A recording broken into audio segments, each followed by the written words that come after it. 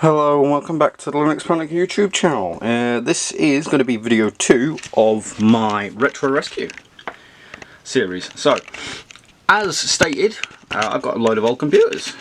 And this time round, we're going to be starting off with this HP Pavilion. Probably wondering, well, why the HP Pavilion, mate? Well, because it's got all these weird, like, little marker things on them. I'm trying to focus the camera as best as I can one-handed. There we go. So, first things first, we have to rotate it around. Hopefully, telling it manual focus will do me just fine. I'm going to use a camera battery charger to hopefully level it off. And what we're going to do is Windows Vista Home Premium OEM sticker. That's still on it and intact. It's pretty damn good. We've also got a product number and serial number. So this is product number KP3040. Product number, let's try that again. KP304AA HP Pavilion A6421.UK. So, as we can see, for the rear I/O here, we have, once the camera will focus, please, thank you. Okay, camera does not want to focus, so we've got to do it ourselves. Thank you, camera. I say thank you, camera. There we go. So, what we have for the back are one VGA that looks slightly bent, which is concerning. We have our usual line in, speakers out, and microphone in. We have we have USB here and here, we have Ethernet, we have our PS2 on the bottom. You can't see them, but there's a PS2 mouse and keyboard. This also does have a slot for a IEEE 1394, aka Firewire, and it also has a place for audio out. So this was a standard blanking plate, sorry, a rear I/O shield for a generalized board, in this case a board that has the potential to have more in it, but it does not. So what we're going to do is I'm going to take the only screw holding this together apart. I've not had this apart yet, so whatever is inside we're going to find out shortly, and this could be fun. So rotate this around. This is what we have. We've got positions for two fans. This is also the one, this is not the one that has the weird stuff on the top. And here we have what is supposed to be a computer. As we can see here, we have a ASUS fan. I can tell you now, that's not going to be standard for a OEM board, that's for sure. If we have a look in, we have ASUS. This is a M2N68-LA board. I don't know why the motherboard's upside down, but it is. We have a SATA cable. Yep, that is a SATA cable. That's a really short SATA cable, just laid rolling around the case. Okay, your typical red you'd expect from an OEM.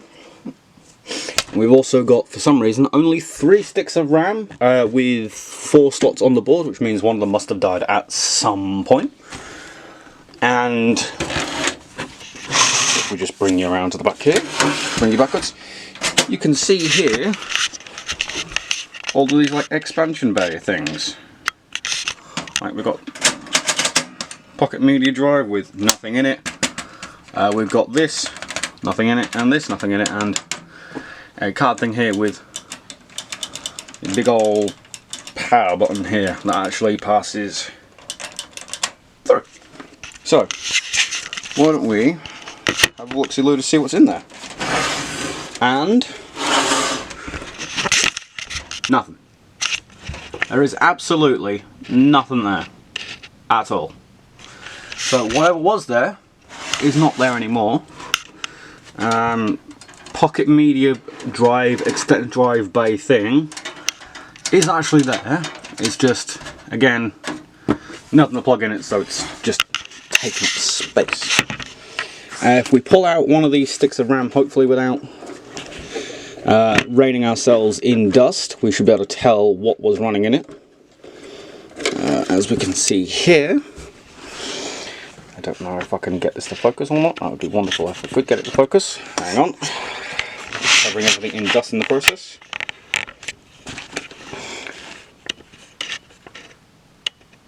There we go. It is a 1 gig stick of RAM running at 660 megahertz, 666 megahertz from what I can tell here.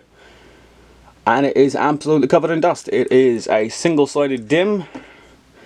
No extra fanciness on it. And from what I can tell, it is just DDR1. Which is, sorry, DDR even, not DDR1. They didn't call it DDR1, it was just DDR, DDR2, 3 and 4, and now we're on DDR5, believe it or not. So I'm not going to be able to get this one back in without taking even more of the cables out. So, as we can see here, it's just a generic sort of OEM board. There's nothing extra special on it. There's a lot of this is being held in by friction mounts, which this is alright if it works, but this is not a standard CPU. Now, I can tell you what do we have around the back. We have a VGA port, which unfortunately I'm going to put perfectly square with you. If we try and get the camera in here. Alright, let's have a gander if we can. So that VGA port there is bent. I'll be perfectly honest with you. It's bent, and I'm gonna be square with you. I'm not sure that's gonna work because it's bent inwards and sideways. Now, I can test it because we can test it in the future because this does actually have a PCIe slot as well as a PCI slot, which is an interesting combination. This also has IDE as well as SATA, because, well, I'm guessing it has SATA because the fact that there was a SATA cable laid in the case. There's another SATA cable just loose, and there's actually 4 SATA ports on the board that are currently being hidden. So what do you know? So this is a weird board, I'll be perfectly honest with you. Because not only that, where a lot of the headers are, there's nothing. There's just absolutely nothing plugged in. Or just, there's not even pins for it. Which means this is a cut down board of a higher end product. So probably what it was a higher end board that HP have just said, cut it down and we'll just ram it in the same sort of case with just less capabilities. And of course we'll shove in the amount of processing capabilities we'd expect it to have. The card reader bundle from the top actually does come in here, and it goes up to there at the top left hand corner, and it is one other interesting board. So in the future I will actually get all of this out and get a graphics card shoved into this that I will grab my 550, see if I can run it without power input, and then just hopefully see if I can't get this to run, because again, with the VGA port being bent, I'm not going to try and risk it and try and break the board, because again, this is an old board and I really don't want to break a piece of history, as it were.